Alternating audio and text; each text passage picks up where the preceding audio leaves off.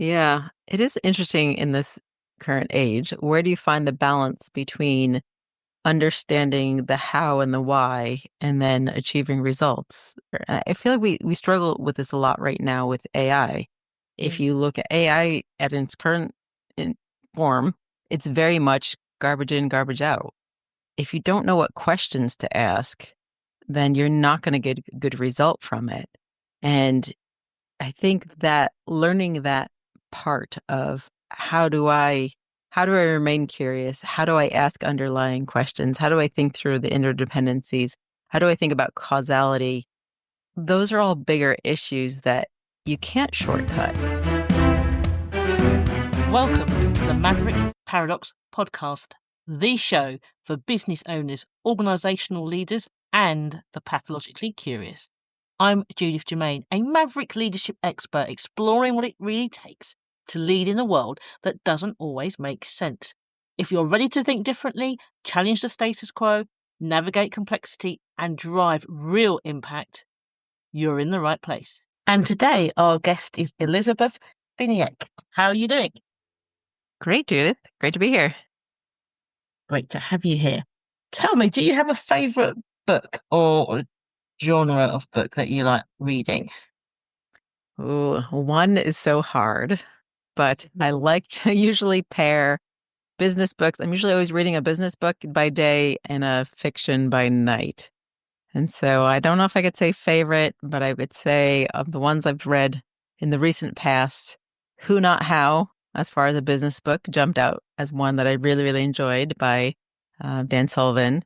And I've been reading a lot of Brandon Sanderson fiction books recently as well. Excellent. Elizabeth, tell us a little bit about you. Sure. I have an interesting, I like to say interesting career and background because I feel like I didn't come any traditional route, but I think that serves well for most of the people that you talk to. Yeah. I thought when I was a kid, I thought I was going to be a veterinarian, and those childhood dreams hardly ever work out exactly the way we thought. I ended up pursuing a very different path. Went into I my undergrad is in English, and I thought I was going to go into creative writing. Mm. And ended up right before beginning a master's program in creative writing, I ended up doing a hard pivot into business.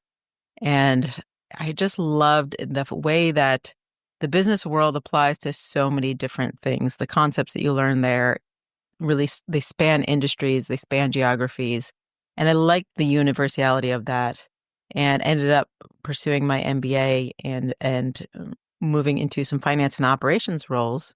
And then later in life, I ended up having a physical move. I moved from the US East Coast to the US West Coast for personal reasons and nothing to do with my career at the time. But moving into a West Coast technology hub right in the heart of Silicon Valley, I say I sort of fell into technology. I was surrounded by it and I just simply couldn't avoid it.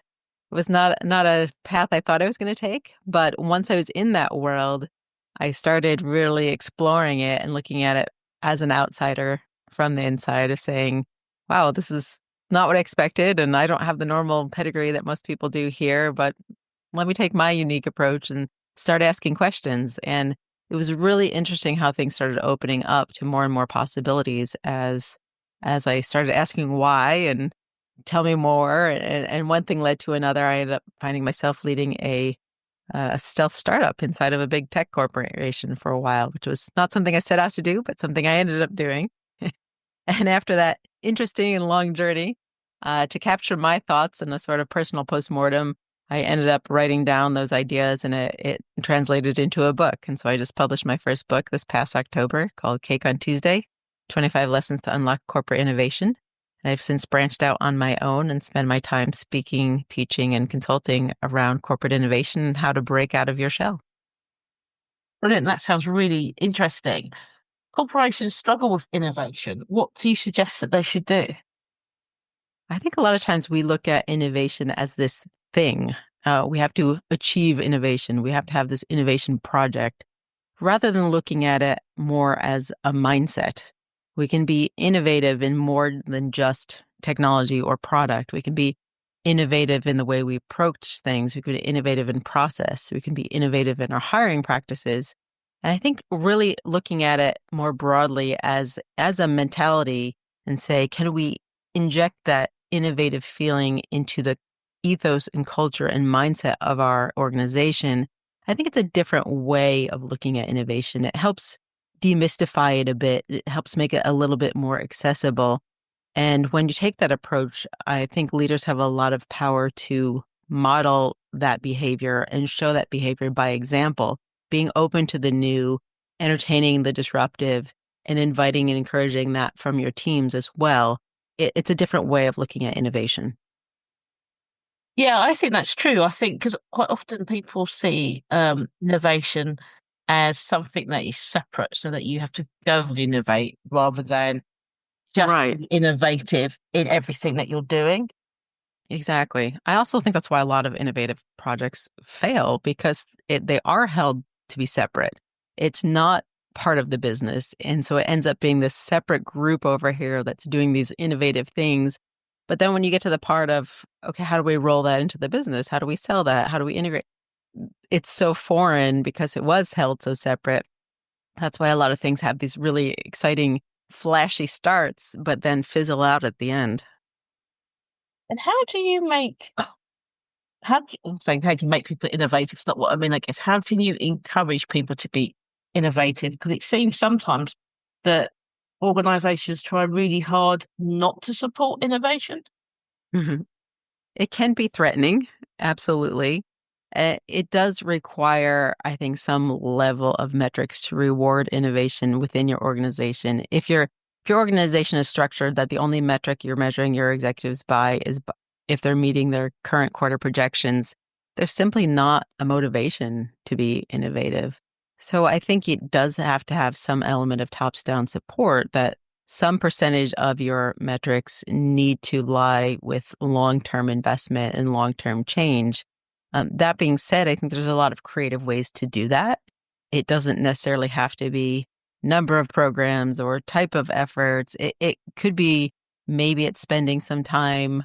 A lot of companies carve out time, like playtime, every year or every quarter for their team to get a chance to get out of the day-to-day grind and start thinking differently about what they're currently doing. And is there something new we could bring to the table? It doesn't have to be, and it's usually better if it's not a tops down directive of what the innovation is going to be, but creating that environment so that your bottoms up organization can give input of, well, what if we tried this? Or I have this idea. Maybe if I put this piece over here with this piece over there, we could do something different. I think when you set up the environment to allow for those types of experiences and conversations, then it's just stepping back and seeing if the magic occurs. Hmm. Okay, yeah, I totally agree. So, how do we go about leading collectively and not ignoring or forgetting the individual in that? So I was in my first management job at the ripe age of 24, and someone asked me what my management style was. And at the time, I had never managed. I thought that was a good question. I had to ask myself, what is my management style? And in thinking about it and what I was going to address my new staff with, I told them I was a collaborative manager up until a certain point. When we got to a deadline, when we got to having to make a decision, I'll be collaborative up until this point, and then if we can't come to a consensus, then I'll be command and control because we have to move forward.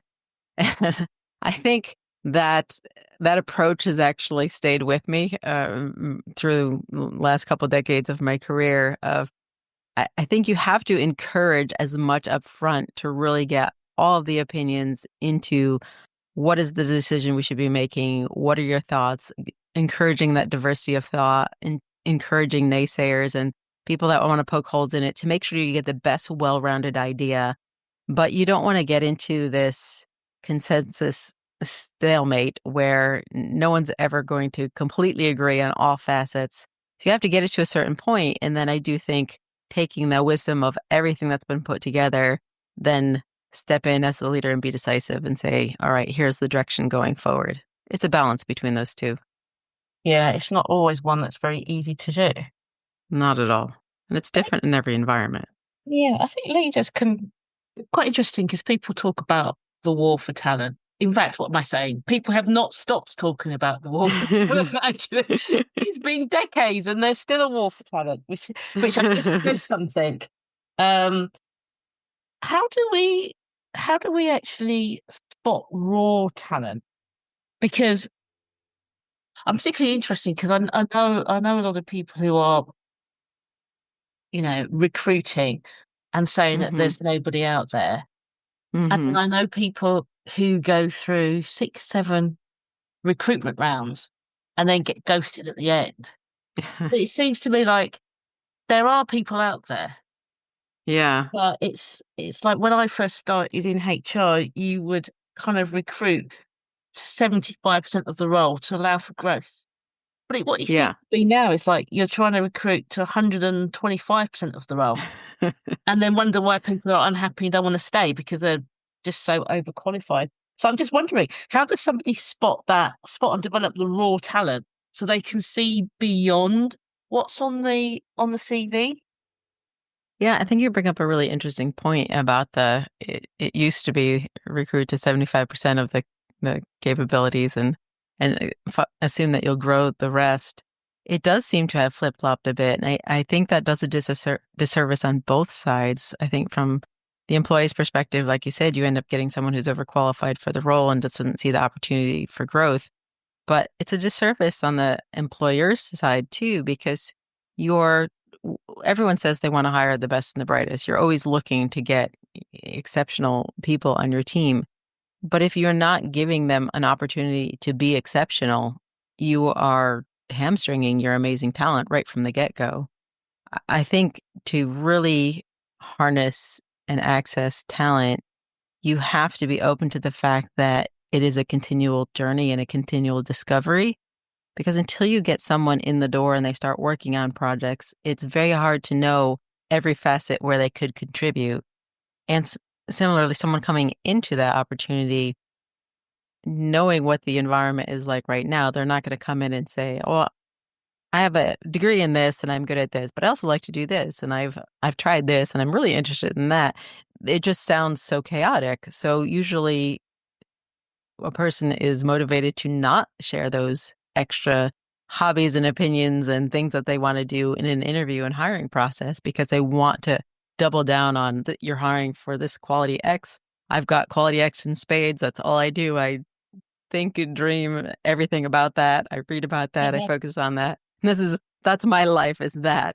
But we're both playing we're playing a game on both sides. We're playing this charade that that's actually true when in reality we all know there are no humans like that. There are no humans that just fit one box and they only care about one thing in their entire life. So I think when you're looking at how do you harness that raw talent, taking the talent that you have on hand and knowing that, okay, they are hired to do a certain job. Okay, great. But there's two parts of that where I think you can really find additional talent and make people feel more fulfilled. One is I need you to accomplish X, but giving a lot more freedom in how you accomplish X, I think is a great way to get people more motivated and interested in performing X because it's not coming in and like, I need excellent talent to accomplish this task, and here's exactly how you're going to do it, and this is exactly the time frame I need it, and this is exactly what it should look like at the output. That's not very exciting or enticing to anybody.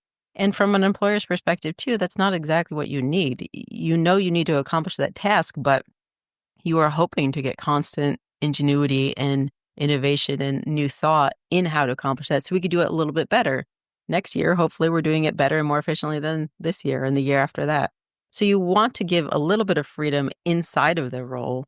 But I also think it's important to look at individuals as a whole. And there's no magic number of is that 25% or 10%, whatever the case is. But once someone is familiar with a team and a process and a company and what you're trying to accomplish, they're going to have new ideas. They're going to have things they might want to contribute in a completely other area of the business that might not really have any clear relation to what they do. And again, as a leader, as an organization owner, how can you facilitate opportunities where that knowledge sharing and collaboration and brainstorming can occur? And it might be something too where you have someone that they might not even know or realize their own talent. I mean, how many times have you spoken with someone and said, you're really good at X, and they thought, well, everybody's good at that. That's nothing Mm. special because they are good at it. They think, oh, this must be easy for everybody because it's easy for me. So a lot of times you can't always recognize that those special talents in yourself until someone calls it out. I think looking for those as an employer in your employees and knowing that even though they might have a primary role, what are those special extra things that they do that they're amazing at that they might not even realize that they're amazing at because it just becomes so natural. Yeah, I guess part of the problem, thanks for that. I think part of the problem as well is that for people who are recruiting, it takes, Mm, especially if it's not their job to recruit, so that like, external recruiters, it's like it's a lot of effort to actually dig deep. And it's perhaps easier to go for those that know how to interview. And hmm because I'm sort of thinking, because one, you've got neurodiversity, so like autistic people, for example, may well struggle through a recruitment process that's designed for neurotypicals. So they might not be able to perform, but they may well be the best people for the job. Yes. And I there's that is oh, a challenge. I don't know how you solve for that in the hiring process, in the recruiting process. That is absolutely challenging to find that out in a short period of time. I think I look at it often more from the perspective of I've inherited a lot of teams in my career. yeah, Well, I didn't have the option to hire. It's just here's the people that you get. And then you're looking at it as, okay, who can do what? And then observing and who's good at what, whether that's part of what they've done before, or asking people on the team about other people on the team, like who's your go-to on this? Like when you need this kind of information or this kind of skill, or when somebody new is added to the team, they don't know who's that sort of unofficial trainer that ends up helping them out. And you can kind of ferret out some of those skill sets. But yes, I sympathize with the problem of how do you find that in an interview process? That is very challenging.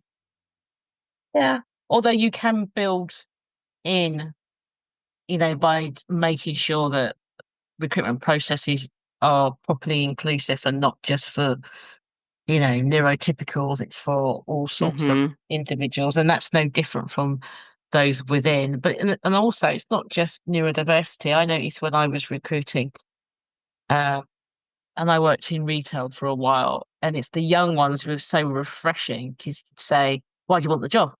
And hmm because it's like their first ever interview, they're like, I just want the money because I want to go out on Saturday, you know. And after you've done a few of those, you realise it kind of forces you to look deeper because these are, Yeah. these at the time of 15 years old plus hadn't, they hadn't learnt to lie in an interview or You're sit getting up. the honest answer. Exactly. So you say, what's your biggest weakness? Well, my mum says I can't get up in the morning. It'd be like that. It'd be like, okay, so let me. So it was, in some respect, it's almost like you want everybody to go through that process because you become a better interviewer because you get, like what you said before, you become more curious. You hmm go and look back, if you're recruiting and you're recruiting a large number of young people, then it can be harder to distinguish them, especially if they say first. You know. Yeah. But It's that almost, kind of honesty is quite refreshing because obviously the more senior you start recruiting, more senior people, it can, in some respects, it can be harder the other way because they totally understand what needs to be said. And again, you need to dig deep to see whether what they're saying is an actual reality. Let's listen to a quick advert. I create clear thinking and decisive leaders who can amplify their influence. Contact me to find out how I can help you or your organisation. Welcome back to the Maverick Paradox. This is the podcast for the pathologically curious. yeah, it's just like in school, people that are good at taking tests, but may not understand the information as well. And there's other people that completely understand the information, but freeze when it comes to the test time. And it is challenging when you have a single process that you're trying to evaluate everyone against. Yeah, actually, I've been thinking about this actually, what you were saying about testing, especially around neurodiversity, but also other people who may not do well in tests. Because when you get into the real world now, you're never in a test environment, are you? There's pressures in different ways, but yes, it's rarely. Can you quickly regurgitate everything that you learned over the last few months? And then, Say you have a report to write, especially nowadays, people are going to use AI. They're going to go, yes, obviously you need the ability to interpret the data and all that, but it just makes me think about when I was younger. I sound like I'm mega old now. In my day, when the teachers would say, we'd say, why can't we do our maths with calculators? And they'll say, because you need to know how to think mentally, because it's not as if you're going to walk around when you're older with a calculator in your pocket. And you're thinking, well, actually, that was wrong. my, how times have changed. Yeah, you didn't really. And it's like that now. It's like, do you actually need to negotiate? And if you think about things like AI glasses, where it's augmenting reality, you're going to probably have that kind of information right there, isn't it? And it's the same as like learning multiple languages when we're getting closer to the Starship reality of a universal translator. Yeah, it is interesting in this current age. Where do you find the balance between understanding the how and the why and then achieving results? I think through this with my own kids of watching them struggle through long division and asking, why do I need to do this? I could use a calculator. Like, yes, but if you don't understand Mm. pieces and how the pieces fit into a whole, you don't know what to put into the calculator. And I feel like we struggle with this a lot right now with AI. If Mm. you look at AI at its current form, it's very much garbage in, garbage out. If you don't know what questions to ask, then you're not going to get a good result from it. And I think that learning that part of how do I remain curious? How do I ask underlying questions? How do I think through the interdependencies? How do I think about causality? Those are all bigger issues that you can't shortcut. And that's an interesting point of how do you train on that? I think it's harder and harder for kids these days who have access to so many more tools. It's hard to justify taking the time doing it the slow, painful way. But there is some benefit in learning all the underlying workings of things before you can fast track to an answer. You need to check because it's like if you're using some of the AI tools and you're going through a number of iterations, if you're not careful, you might miss the fact that it's dropped a whole load of information, and you're just like, wait, wasn't there something else here? Yeah. That's funny. Before we end, um, I'm curious about one of your chapters where you in your book where you talk about making room for interpretation. Can you tell us a little bit about that? Yes, this is very much about the topic we were just starting to needle into Yeah. is when you have people on a team, m- making sure that you do not will outline their expectations and their performance so much so that there's no room for creativity. You want the ability to be surprised. I think especially when you're working in innovation and working in disruption, there are a lot of unknown unknowns. And so you don't want to proactively try to pretend that you know things in an area where you're trying to learn new things.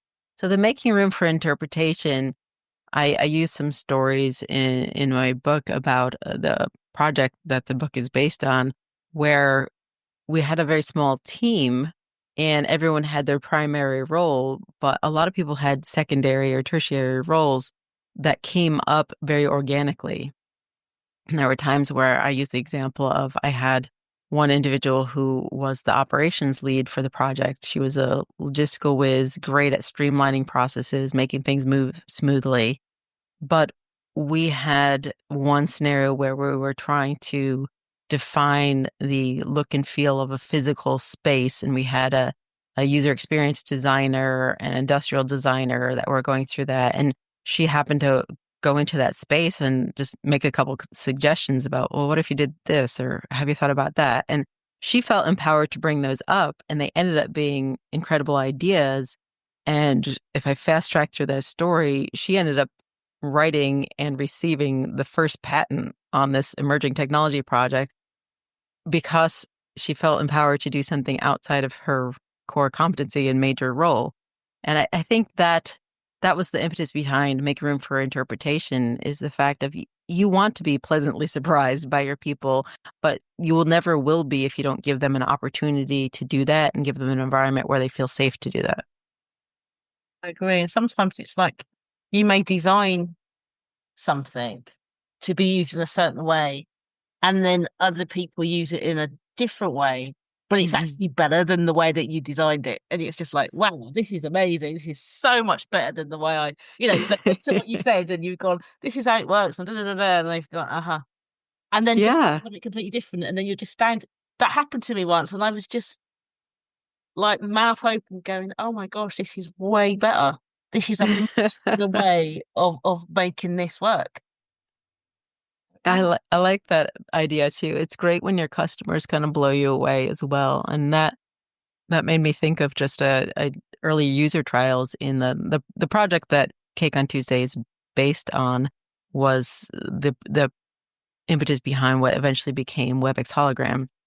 And it's a end-to-end holographic collaboration system. So it's a way to have a quote unquote video conference with someone, but rather than them just be a flat 2D screen in front of you, they could be interjected as a hologram into your physical space and you can have a chat.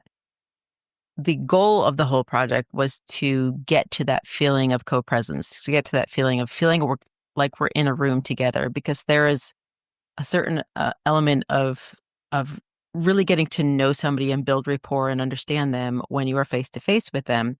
But we were focused in the early use cases around how do I jointly design with somebody who's in a different geographic location, or how do I train someone on a 3D object when I need to show a spatial relationship, like this part fits inside of this part or something like that.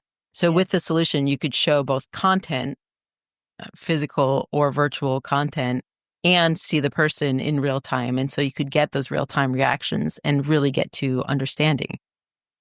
That's what we focused on and as our use cases. And then we started doing early field trials, and the user response we got, we had one customer that came back and said, this is all great and I understand what you're trying to do with the content, but even without the content, we thought that was the killer piece. But they're like, without the content, just physically having a person interjected into my physical space who is not here, they could be thousands of miles away, but now I feel like they're here, that you get that feeling of building rapport and establishing trust so much quicker.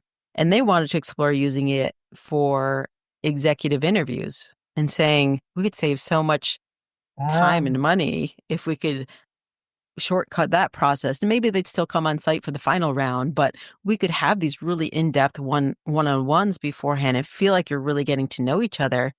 And it was such a really neat and powerful response, where it was a use case we weren't even looking at, but that was a customer driven, saying the value here is actually that sense of connection I'm getting, and that I think I can more quickly get to trust. And isn't that ultimately what we all want to get to? Be able to trust the person sitting across from you.